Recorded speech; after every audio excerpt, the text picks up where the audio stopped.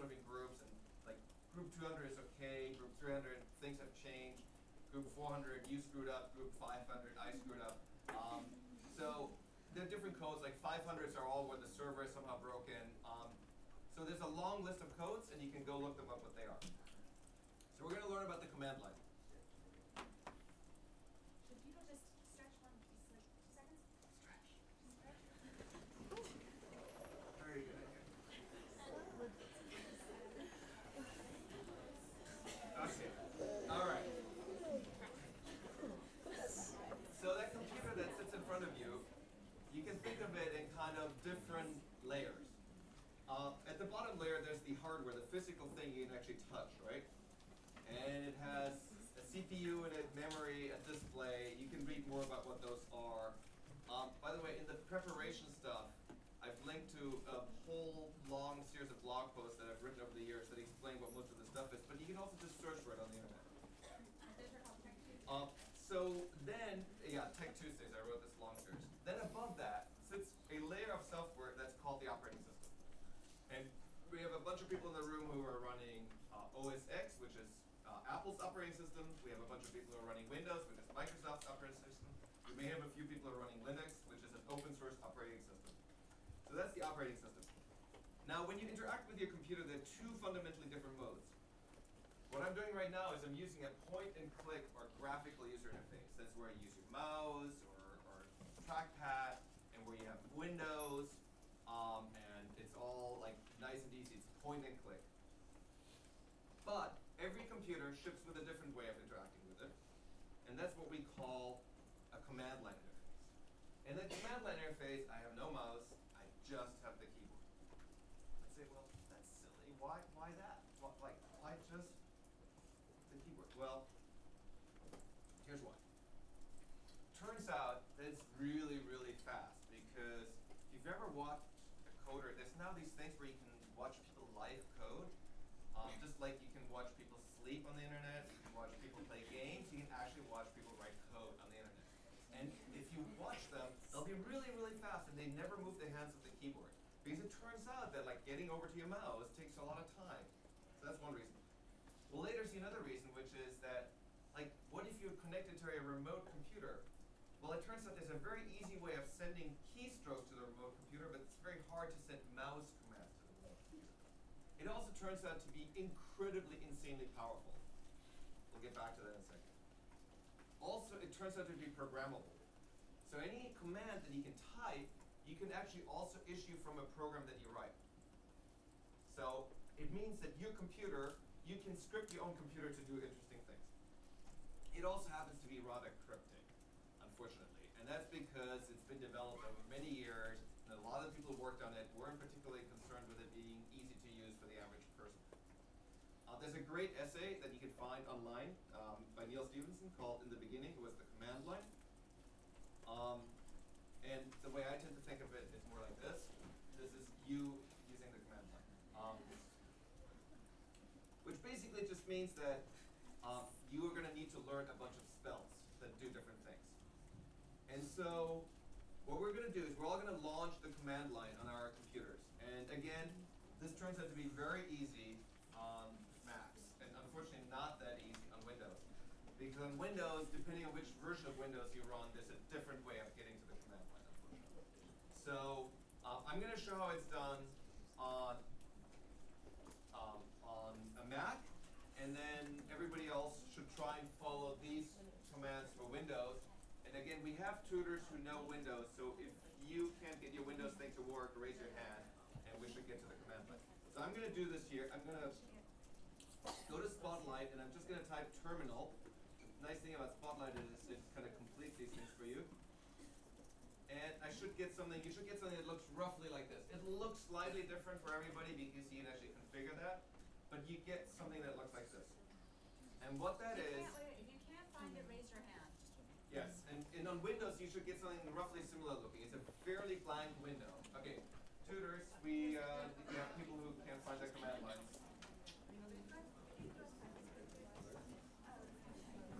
All right, we're going to spend a couple minutes to make sure everybody's got the command line. Terminal? Thank you.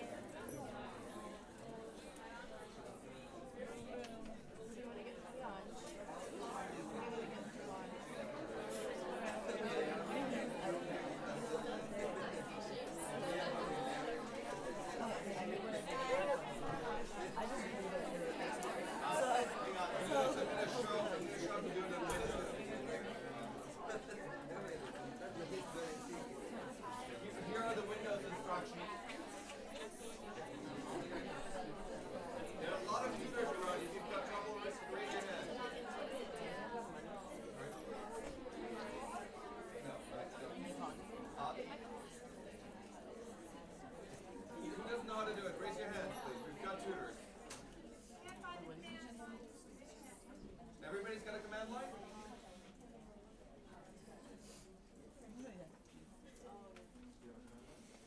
Good.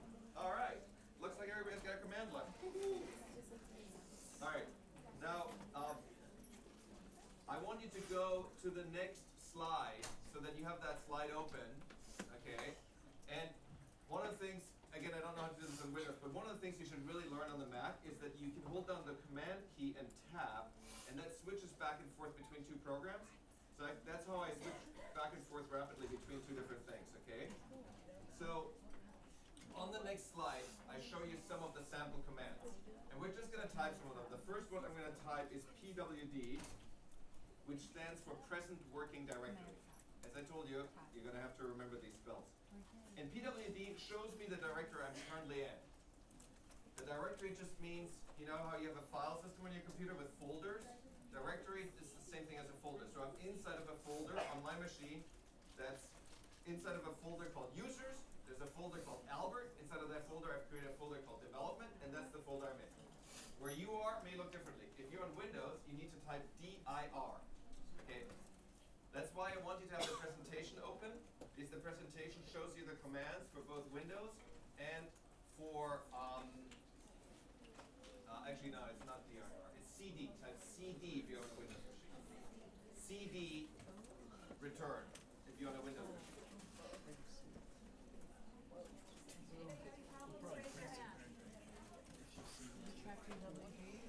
No, in Windows you can type CD. Yeah, so just to be clear, different operating systems have different command lines. That's why, depending on what operating system you're on, you have to remember a different spell. So Hufflepuff versus Gryffindor.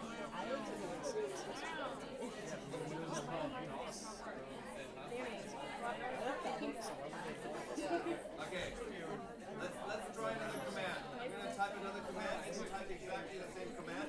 Obviously, you'll see different things. So I'm going to type another command that's just two letters. It's just the letters LS, okay? So if I type LS, it shows me what's inside of that folder, okay? On Windows, you have to type DIR.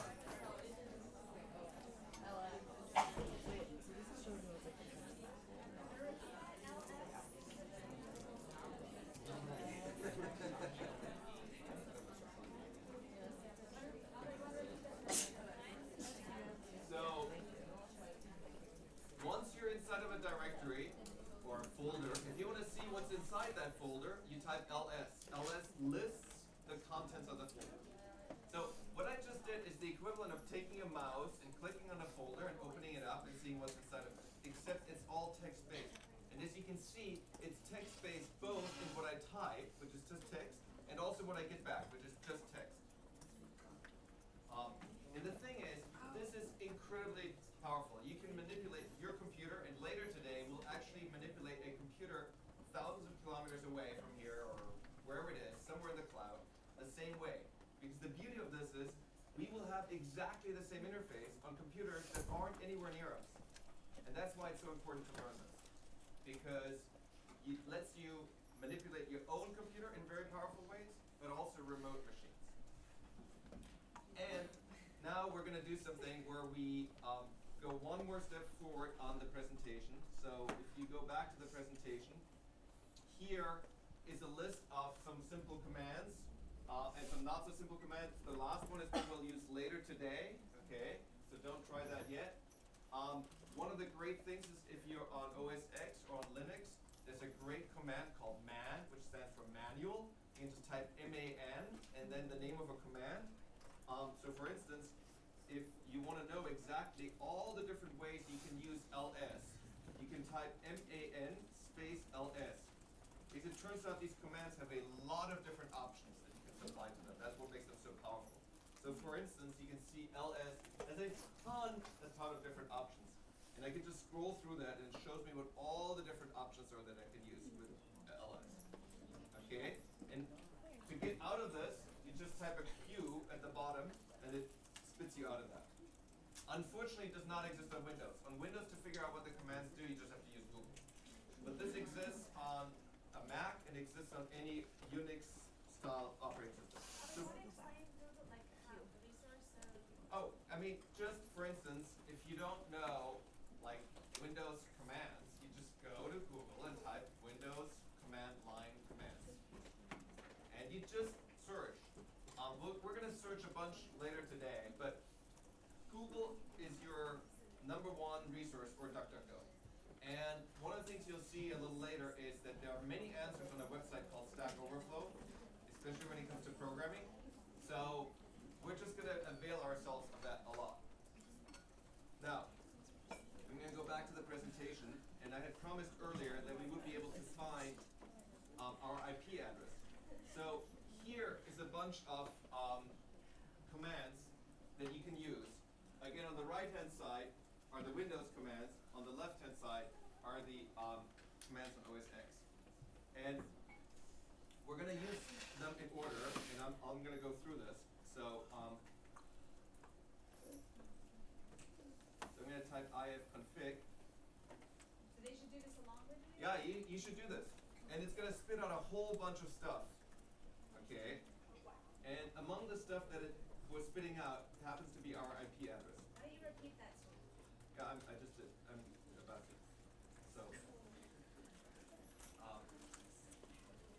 So I typed ifconfig, I just typed this one word, and it spit out all this different stuff here. And among it happens to be my internet address. On a Windows machine, you type ipconfig /all, and you should get something similar, not as detailed on Windows. This is a ton of information about how your current computer is connected to the internet. A ton of details. Not expecting you to understand any of this detail other than we've learned about the fact that there are 2 different internet protocols. Remember how I said there's a new version of INET 6? So in the future, you'll see some information about what your IP address is. In fact, my computer has already been assigned an IPv6 address. So Cornell's network, most university networks, already support this protocol. It also shows me my INET v4 internet address right here. We're going to use a different command. I'm going to type nslookup.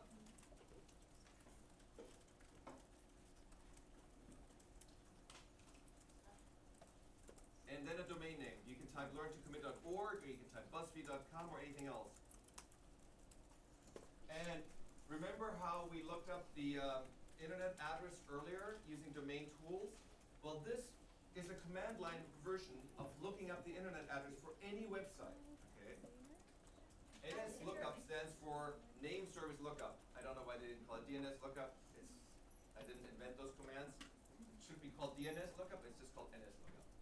Okay? And it shows, just like it did before, that the address for learn to commit is 192.30.252.154. Actually, there are 2 different IP addresses, 154 and 153. Guys, if anybody lost, raise your hand if you have any issues. We can look up some other website. By the way, on the command line, here's a really easy trick. Hit the up arrow, and you get your last command back. So I can change this, and I can look up, for instance, BuzzFeed.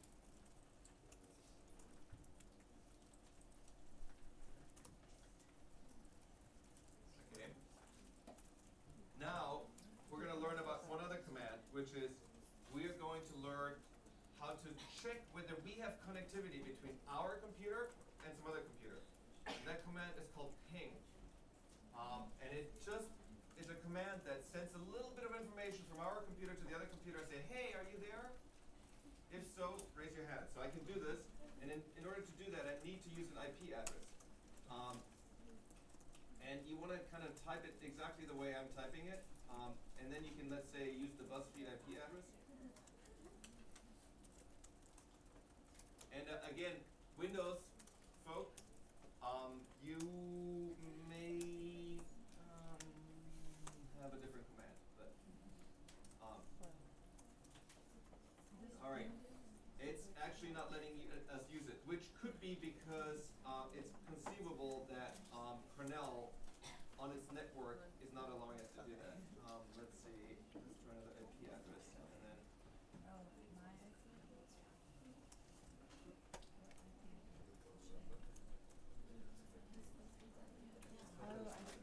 Oh yeah. If you try try this IP address, it works.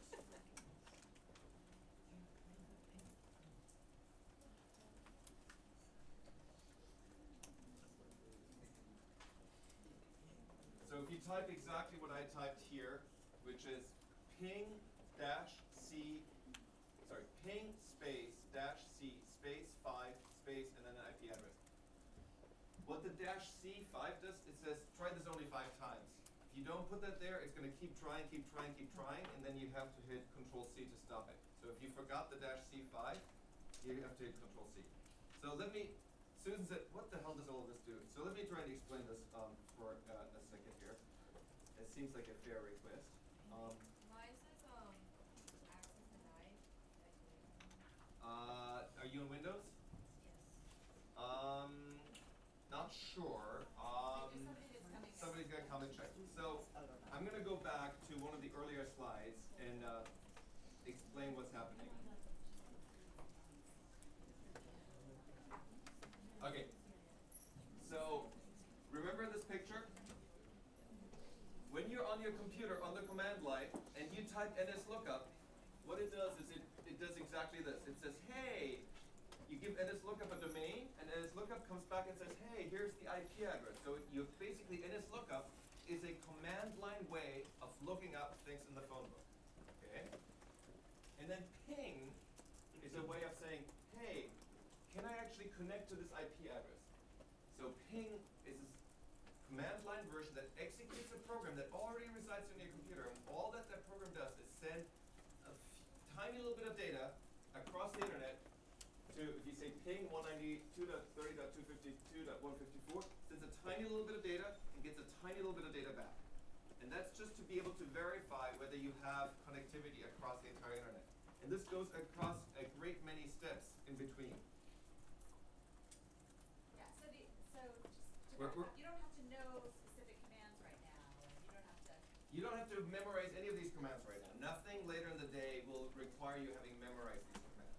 The big takeaway here is that there's now a way that you can are learning about that we're going to see several times during the rest of the day that's a totally different way of interacting with your computer using just the keyboard. And it is a much more powerful way of interacting with your computer. In fact, it's so powerful that it lets you basically, it's whenever, who's seen Mr. Robot, the TV series? Okay. If you watch people program, if you watch people hack, they all use the command line. Because the most important aspects of your computer are really only exposed through the command line. They're not really exposed through the graphical user interface of your computer.